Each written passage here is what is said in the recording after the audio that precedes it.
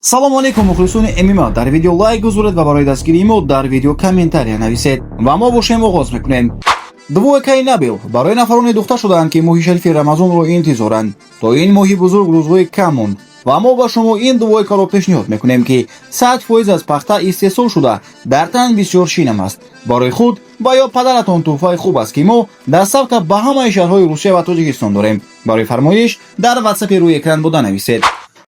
дӯстон, чӣ гуне ки медонед имрӯз дар шаҳри Тошканд дар маҷмӯаи бузурги Ҳумо Арена мусобиқаи Яктагон 84 баргузор мегардад.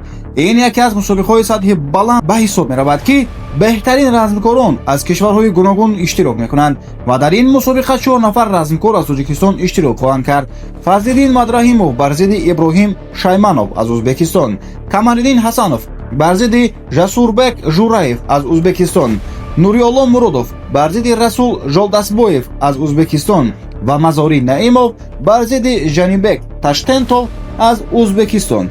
дирӯз варзишгарон вазни даркориро карда аз маросими рӯбарӯ бо муваффақият гузаштанд. мусобиқа соати 17:00 оғоз шуда эфирашро бошад аз саҳифаи аслии Яктагон тамошо карда метавонед.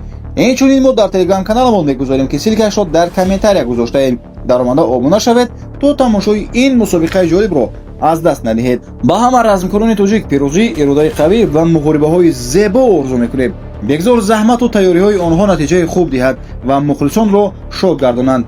ин буд видеои имрӯзаи мо дӯстон. то видеоҳои навбатӣ хайр.